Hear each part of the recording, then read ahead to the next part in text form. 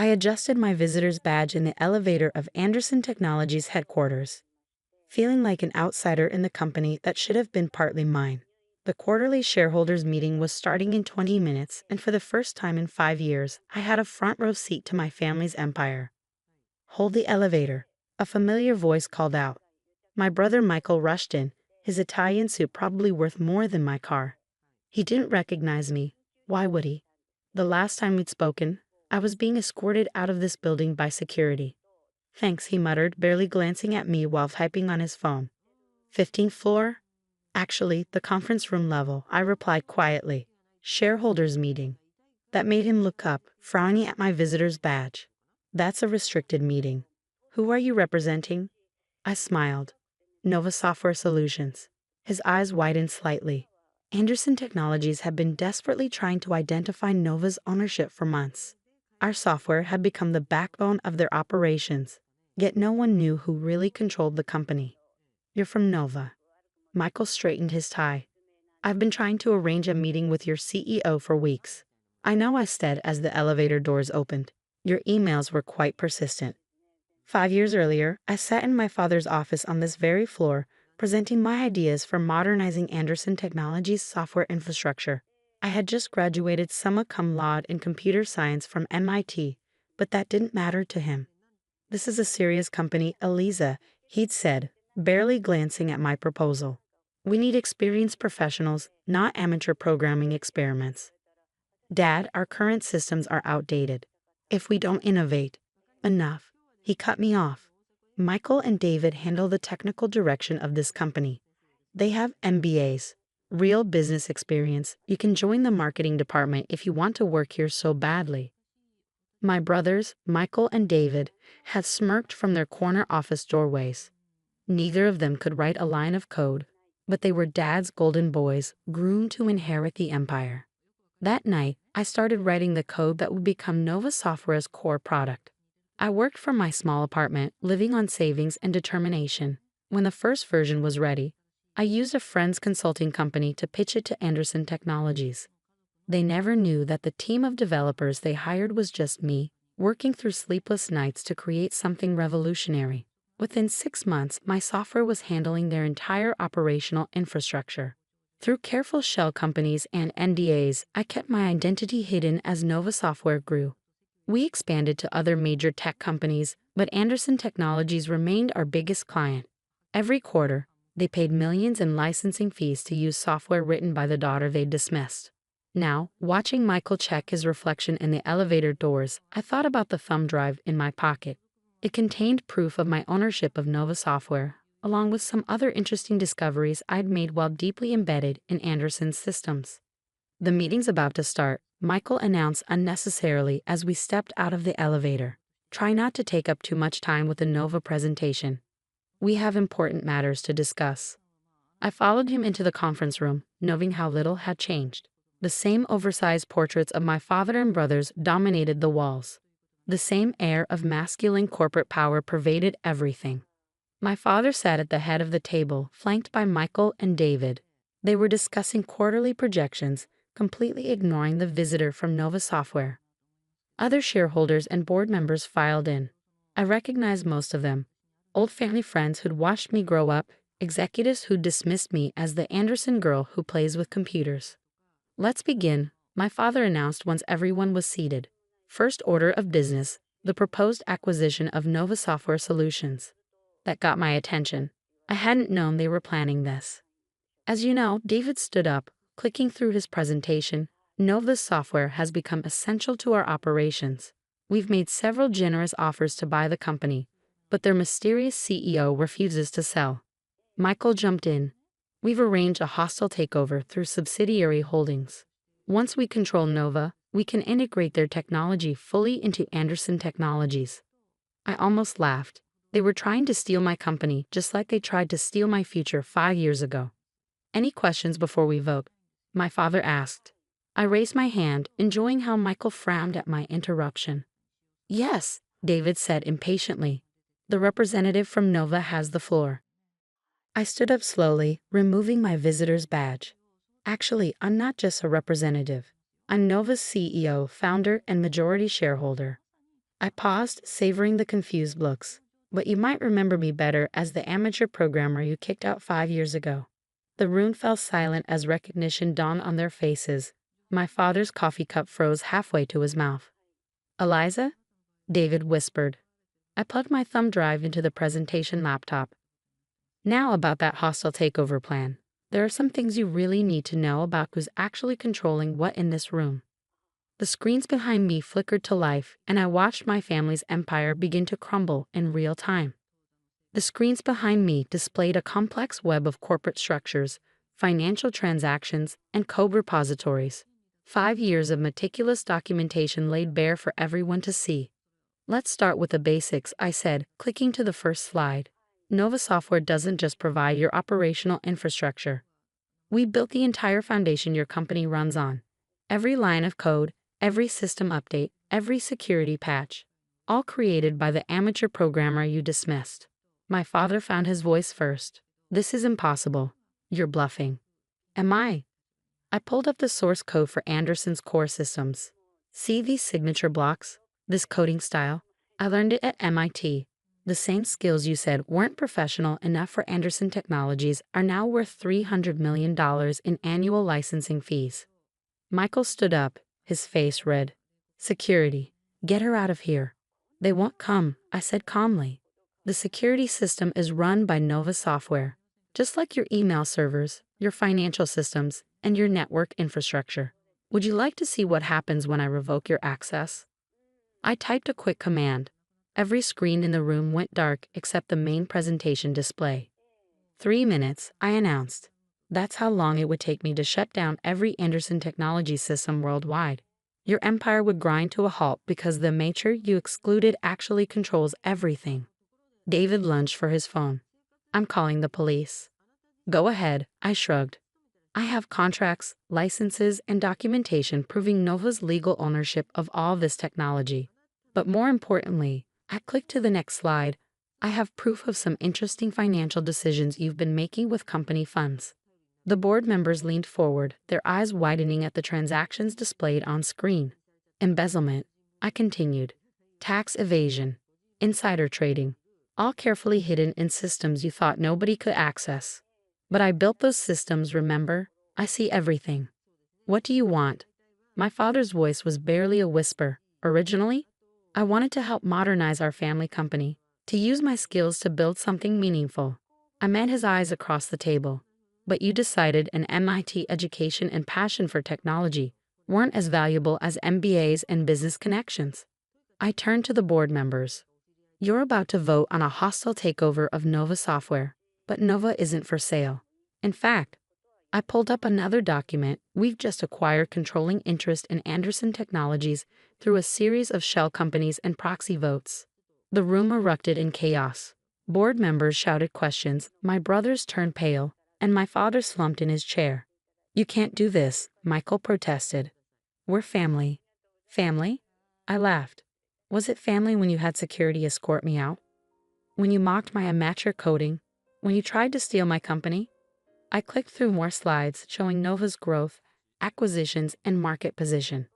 While you were busy protecting your precious MBAs and corner offices, I built something bigger than Anderson Technologies could ever be. Nova Software doesn't just run your systems.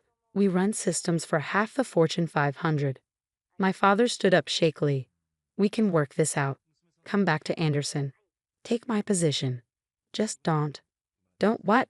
Reveal that your sons have been embezzling millions, that your company runs entirely on technology you rejected, that you're now working for the daughter you excluded. I turned to the board members. I'm not here to destroy Anderson Technologies. I'm here to save it. Nova Software will acquire Anderson, modernize its operations, and transform it into a true tech leader. But there will be changes. The vote was quick and decisive. Within an hour, Anderson Technologies became a subsidiary of Nova Software. My brothers were escorted out of the building, this time by the security system I controlled. My father resigned, effective immediately. As the board members filed out, many stopping to shake my hand or offer congratulations, I sat in my father's former chair. The portraits of him and my brothers still hung on the walls, but not for long. Ms. Anderson, my assistant entered. The same woman who'd been my best friend at MIT and helped me start Nova. The press is waiting for the announcement, and you have a call from Forbes. They want to do a cover story. Tell them I'll call back, I said, looking around the room where I'd once been told I wasn't qualified enough. I'm busy redecorating. Over the next few months, Anderson Technologies transformed. The old guard was replaced with talented developers and engineers, hired for their skills, not their connections. The embezzled funds were recovered, the systems modernized further, and the company culture completely rebuilt. My brothers tried to sue, claiming I'd violated family trust. Their case fell apart when my documentation of their financial crimes came to light. They both took plea deals to avoid jail time. My father sent lengthy emails about family loyalty and forgiveness. I archived them all, just like I'd archived his dismissals of my abilities years ago. 1 year after the takeover, I stood in my office, now at Nova's headquarters, not Anderson's, looking at the magazine covers and awards on my wall. 30 under 30 in tech. Most innovative CEO, Woman of the Year in technology. My phone buzzed. A message from my father. Just saw Anderson's stock price hit an all-time high. I was wrong about you. Can we talk? I smiled, remembering his words from that day in his office. We need experienced professionals, not amateur programming experiments. My reply was simple. Sorry, I'm too busy running my amateur programming experiment. But feel free to buy some Nova stock if you can afford it. Sometimes the best revenge isn't taking over a family empire. It's building something so much bigger that the empire becomes just a small part of your success. The portraits of my father and brothers were replaced with something else. The first lines of code I wrote for Nova Software, framed and mounted where everyone could see it. Underneath, a small plaque reads, "Never let anyone define your qualifications. Success is the best revenge." As for Anderson Technologies, it's now just a minor subsidiary in Nova's portfolio. But I kept the name, as a reminder that sometimes the person they exclude becomes the person they end up working for. And those systems my brothers tried to steal, they still run on my amateur code. Every time they try to log into their restricted company accounts, they're greeted with a simple message, "Access denied. Please contact the amateur programmer for assistance." Some say success is the best revenge. I say success is just the beginning. The real satisfaction comes from watching them realize that everything they tried to take from you was just a small part of what you built without them. The text message glowed on my phone screen, each word a fresh slap in the face. No poor people at Thanksgiving this year. It ruins the mood. Don't bother showing up. Amanda. I stared at my sister's message, sitting in my private office on the 50th floor of the city's most prestigious building.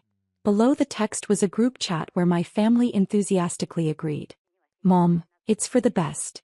Your father's new promotion at Sterling Corp deserves a proper celebration. Dad, we can't have the VP of Operations daughter showing up in last year's clothes. Brother Mike, yeah, don't need any charity cases at dinner. If only they knew that Sterling Corporation, where they all worked in their prestigious middle management positions, had just been acquired by my company yesterday. The papers would be announced tomorrow morning, Thanksgiving Day. They thought I was a struggling office worker because that's what I'd let them believe. It was easier than explaining how their charity case daughter had built Phoenix Enterprises into a multi-billion-dollar technology conglomerate. My phone buzzed again. Amanda, don't try to guilt trip us either. Success runs in this family, well, most of us anyway.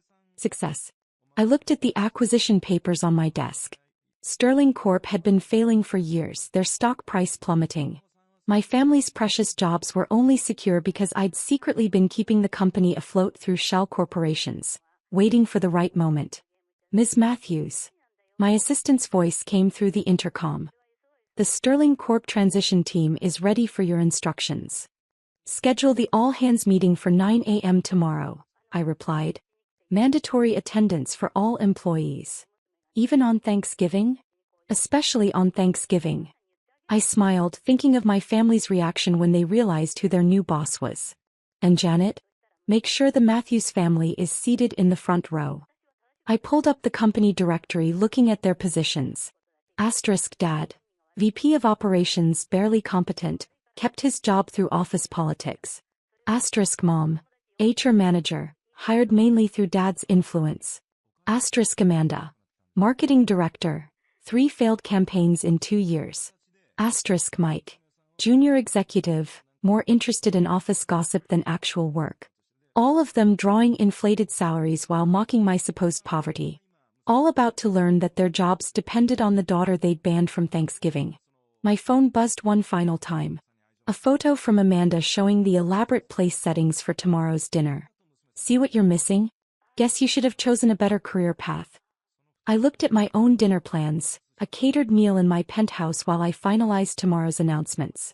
The sterling silver place settings in her photo probably cost less than my breakfast coffee service. Oh, Amanda, I murmured. I did choose a better career path. You just don't know it yet. I pressed the intercom again. Janet, contact HR. I want performance reviews for the entire Matthews family on my desk in an hour. Let's see how well success runs in the family. Tomorrow would be a Thanksgiving they'd never forget. Thanksgiving morning arrived crisp and clear. I sat in my private conference room at Sterling Corp., watching the security feeds as employees filed in, grumbling about the mandatory holiday meeting. My family arrived together, dressed in their finest, all designer labels, all bought on credit according to their financial records. They took their assigned seats in the front row, still completely unaware of what was coming. Did you see her pathetic text response? Amanda was saying to Mike. She actually tried to explain why she should be allowed to come to dinner. Some people just don't know their place, Mike laughed. Speaking of place, I heard the new owner's restructuring everything. Probably means promotions for us successful types. Dad straightened his tie, nodding confidently. I've heard rumors about the new CEO. Apparently very young, very wealthy. The kind of person who appreciates proper breeding and family background. If only they knew. The HR files on my desk told a different story about the Matthews family's success. Dad's department had the highest turnover rate in the company. 18 qualified employees had quit in the past year alone, citing his incompetent leadership. Mom had 3 pending harassment complaints for discriminating against employees she deemed not our class, dear. Amanda's marketing campaigns had cost the company millions, but she kept her job through Dad's influence. Mike had been caught sleeping at his desk 11 times this quarter. Ms. Matthews. Janet appeared at my door. Everyone's assembled. The board members are ready to introduce you. I stood, smoothing my Chanel suit worth more than my entire family's combined monthly salary. Let's give them a Thanksgiving they'll remember. The boardroom fell silent as I entered through the side door, taking my position behind the podium. My family sat directly in front of me, still checking their phones, not bothering to look up at their new boss. Good morning, Sterling Corporation, I began. Amanda's head snapped up at the sound of my voice. Mom's phone clattered to the floor. Dad's face went from confident to ashen in seconds. For those who don't know me, I'm Catherine Matthews, CEO of Phoenix Enterprises and your new owner. Mike actually fell out of his chair. Some of you may be wondering why I called this meeting on Thanksgiving. I smiled directly at my family. Well, I recently learned that success runs in families. That some people deserve a place at the table while others, what was the phrase? Ruin the mood. Mom's hands began to shake. Amanda looked like she might faint. So today we're going to talk about performance reviews, starting with our front row. I pulled out their files. Let's discuss what real success looks like, shall we? Let's start with Robert Matthews, VP of Operations. I continued, opening the first file. Interesting performance metrics here, Dad. 18 resignations in 12 months. 3 failed projects. 1 department nearly shut down due to mismanagement. Dad stood up, his face red. Now see here, Dash. Sit down, I said quietly. Or security will assist you. You always taught me to respect authority, remember? He sank back into his chair as I moved to the next file. Susan Matthews, HR Manager. 3 harassment complaints, systematic discrimination, and oh, look at this, hiring family members without disclosing relationships. That's actually illegal, Mom. Mom burst into tears, but I wasn't finished. Amanda Matthews, Marketing Director. 3 failed campaigns costing $4.2 million in losses. Numerous complaints about bullying subordinates. And my personal favorite, expensing personal shopping as market research. Amanda's perfectly made-up face crumpled. Katie, please. That's Ms. Matthews or CO Matthews to you. No poor people allowed, remember? Finally, I turned to my brother. And Michael Matthews, junior executive. 11 instances of sleeping at work, 27 late arrivals, and one particularly interesting incident involving inappropriate use of the copy room. The entire room was dead silent. Other employees were either staring in shock or trying to hide their satisfaction at seeing the Matthews family finally face consequences. Now, I closed the files with a sharp snap. Let's discuss your futures at Sterling Corporation. You can't fire us, Dad found his voice. We're family. Family. I laughed, but there was no humor in it. Was it family when you mocked my poor career choices? When you banned me from Thanksgiving? When you told relatives I was a disappointment? I pulled out my phone, displaying their group chat on the presentation screen.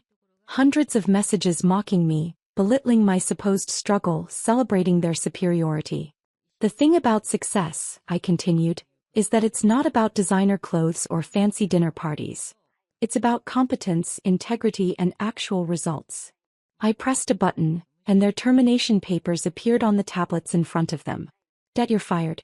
Mom, you're fired. Amanda and Mike, you're both fired. Security will escort you to clear out your desks.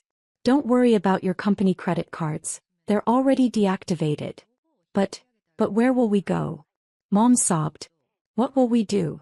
Well, I smiled. I hear the local diner is hiring servers for their Thanksgiving shift. No dress code required. No poor people banned. As security led them out, I addressed the remaining employees. For everyone else, enjoy your holiday. When you return, you'll find new management, better policies, and a workplace where success is earned, not inherited. I watched through the security feeds as my family stood on the sidewalk, clutching boxes of their belongings. Their phones buzzed simultaneously, notifications that their final paychecks had been deposited, along with a photo of me enjoying Thanksgiving dinner in my penthouse. 1 year later, Sterling Corp is thriving under new leadership.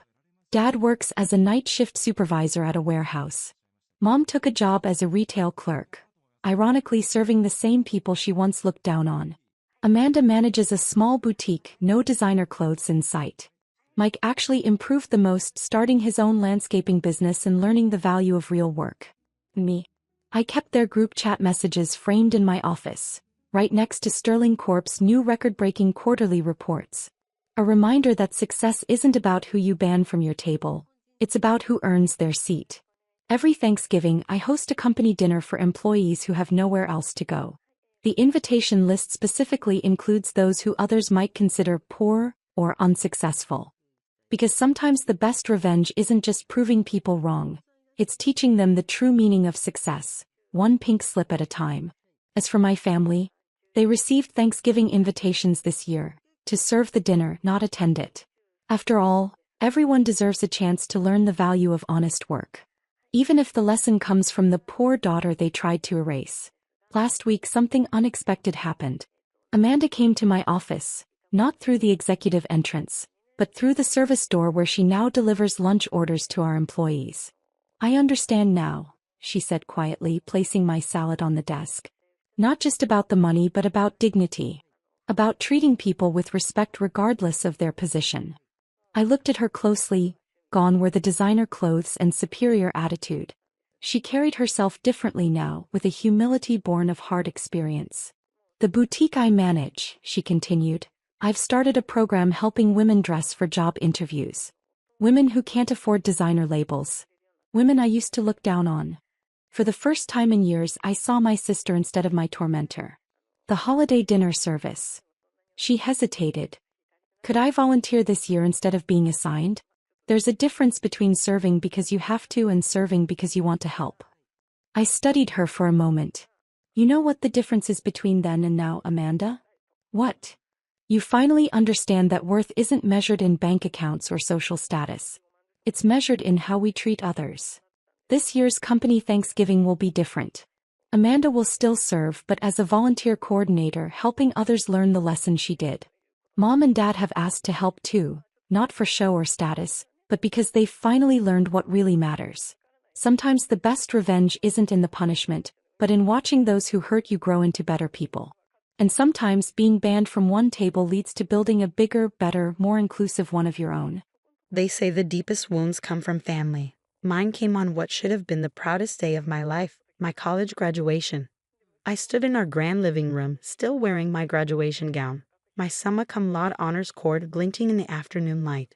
The house buzzed with guests, the air thick with the scent of expensive catering and even more expensive perfume.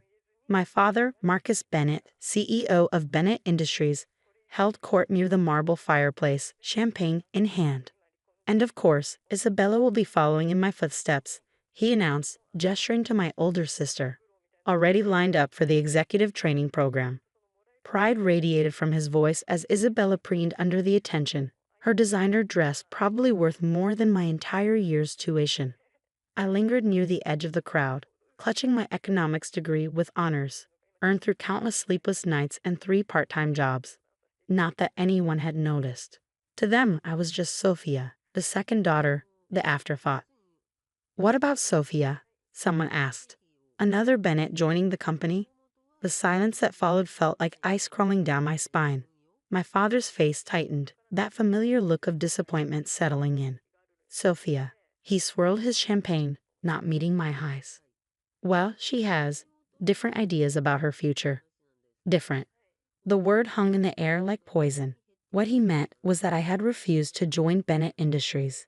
Instead, I had accepted a junior position at a small tech startup, believing in their vision despite the lower starting salary. My mother, Victoria Bennett, stepped forward, her social mask firmly in place. We tried our best with Sophia, but she sighed dramatically. Sometimes our mistakes have minds of their own. The room went deadly quiet. Several guests shifted uncomfortably. Mother. Isabella gasped, though I caught the slight smirk playing at her lips. Mistake. The word echoed in my head, burning into my memory. Years of being overlooked, of having my achievements dismissed, crystallized in that single moment. My father didn't contradict her. He simply took another sip of champagne, his silence an endorsement. Even the guests, these supposed family friends, just awkwardly looked away. I stood there frozen as the weight of that word crushed against my chest. Mistake. The magna cum laude honors meant nothing. The scholarships I'd earned, the internships I'd secured on my own merit, all meaningless to them. My Aunt Patricia, always quick to pile on, added with Fox sympathy. At least Isabella makes up for it. A true Bennett through and through. That was the moment something inside me hardened. I carefully set down my graduation cap, straightened my shoulders, and walked to the door. No one tried to stop me. No one called my name. Sophia. My father finally spoke as I reached for the handle. Don't be dramatic. Your mother didn't mean. Yes, she did. I cut him off, my voice steady despite the storm raging inside. But that's okay. Your mistake is leaving. I walked out of that house and never looked back. They had no idea that their mistake had already been quietly building something revolutionary. The startup that offered me a job. I wasn't just joining as an employee. I was becoming a founding partner, bringing with me a revolutionary algorithm I developed during college. My family thought I was throwing away my future by not joining Bennett Industries. They didn't know that I was about to disrupt their entire industry. That was 10 years ago. Now, I sit in my penthouse office, watching the sun set over the city skyline. The word mistake no longer haunts me. Instead, it fuels me. My algorithm evolved into Mintech Solutions, a company that transformed how artificial intelligence is used in business. Last year, we went public with a valuation that made even tech giants take notice. The message notification on my phone pulls me from my thoughts. It's from my assistant. Ms. Bennett, your father is in the lobby. He says it's urgent. I smile slightly, remembering the last time I saw him. The great Marcus Bennett would never come to my office unless something was terribly wrong. After 10 years of silence, of pretending I didn't exist, he's here. And I know exactly why. Bennett Industries is failing. Their outdated technology can't compete in today's market. Their stock has been plummeting for months. They need a miracle. They need me. The mistake has become their last hope. I press the intercom, send him up. It's time to show them exactly what their mistake has become. But first, let them wait. Just like I did, all those years ago, waiting for their approval that never came. I turn back to the window, watching my reflection in the glass. The scared graduate in a polyester gown is gone, replaced by a woman in a tailored suit, CEO of a billion-dollar company. The intercom buzzes again. Your father is here. I straighten my jacket, a small smile playing at my lips. Give me 5 minutes. Let him sit there, in my waiting room, surrounded by magazine covers featuring my success. Let him realize that his mistake now has the power to either save or destroy everything he built. Sometimes the best revenge isn't serving cold justice, it's becoming exactly what they said you couldn't be. And I've become so much more than they ever imagined. I let exactly 7 minutes pass before opening my office door. My father sits in one of the leather chairs, his once immaculate suit slightly wrinkled, his confident posture replaced by something more desperate. The great Marcus Bennett looks old. Sophia. He stands, trying to summon his old authority. But in this office, my office, that power doesn't exist. Father. I stay behind my desk, gesturing to the chair. Please sit. He does, and for a moment, neither of us speaks. Through the floor-to-ceiling windows, the city sparkles beneath us. My empire, built without his name or connections. You look. He pauses, searching for words. You've done well for yourself. I raise an eyebrow. Is that why you're here? To comment on my appearance? He shifts uncomfortably, his eyes darting to the awards lining my walls, the magazine covers featuring my face. The latest one reads, Sophia Chen, the woman revolutionizing AI, Mintech's $12 billion innovation. Chen. I took my grandmother's maiden name after leaving. Another detail that must sting. Bennett Industries, he finally says, his voice catching. We're in trouble. I know. I keep my voice neutral. Your stock dropped 60% last quarter. Your technology is outdated. Major clients are leaving. I pull up a holographic display, his company's declining numbers floating between us. You need a miracle. We need Mintech's AI integration system, he admits. Without it, we'll be bankrupt within months. I stand, walking to the window. Below, the Bennett Industries building stands in the shadow of my headquarters, a fitting metaphor. And Isabella, your perfect hair, can't she save the company?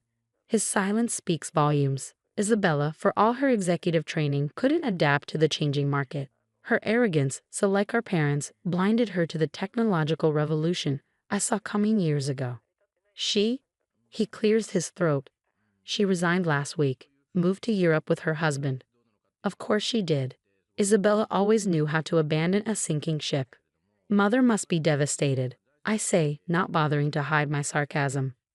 Her perfect daughter, leaving her to deal with her. What was the word? Oh yes, mistake. Sophia, about that day. Save it. I turn back to face him. I'm not interested in apologies 10 years too late. He stands abruptly, desperation cracking his facade. What do you want? Money? A position on the board? Name your price. I laugh, the sound sharp in the quiet office. Money? Father, look around. I have more money than Bennett Industries ever had. My company's market cap is 12 times yours. Or rather, what's left of yours. Then what? His voice rises. What do you want? Nothing. I sit back down, perfectly calm. I don't want anything from you, not anymore. We'll lose everything, he whispers. The company, the house, our reputation. Your mother, this will destroy her. Like you tried to destroy me. He flinches. I pull out a folder, sliding it across the desk. But unlike you, I'm not cruel. Inside is an offer. Mindtech will acquire Bennett Industries, will integrate your remaining viable technology, retain 60% of your workforce, and provide you and mother with a comfortable retirement package. His hands shake as he opens the folder. This is a hostile takeover. No, father. This is mercy. I stand again, my heels clicking on the marble floor as I walk around the desk. You have 24 hours to accept. After that, I'll offer the same deal to your board directly. They'll accept it, with or without your approval. You do this to your own family? Family? I lean against my desk, looking down at him. You made it very clear I wasn't family. I was a mistake, remember?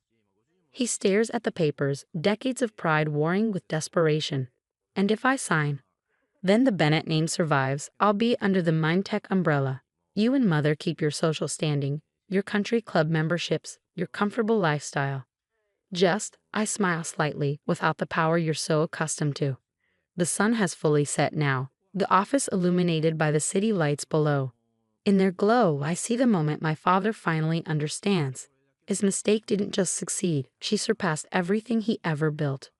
You planned this, he says slowly. All of it. No, father. You did. The moment you and mother decided I wasn't good enough, you set this in motion. I walked to the door, opening it. 24 hours. Choose wisely. He stands, clutching the folder like a lifeline. At the door, he pauses. Your mother, she wants to see you. No, my voice is firm. The only contact from now on will be through lawyers. That's the price of your mistakes, not mine. After he leaves, I pour myself a glass of whiskey, the same brand he used to celebrate Isabella's achievements with. The irony doesn't escape me. My phone buzzes, a message from my head of acquisitions. Bennett Industries board is already calling. They want to know if we'll negotiate separately. I smile, remembering all the family dinners where I sat silently, watching them praise Isabella while ignoring my existence. The graduation party where they called me their mistake. The years of doubt and pain their words carved into my soul. Tell them we'll talk tomorrow, I reply. After Marcus Bennett learns what it feels like to be powerless in his own company. Standing at my window, watching the city I now helped shape, I raise my glass in a silent toast. The mistake they tried to erase now controls their fate. The daughter they dismiss now decides their future. Sometimes the best revenge isn't proving them wrong.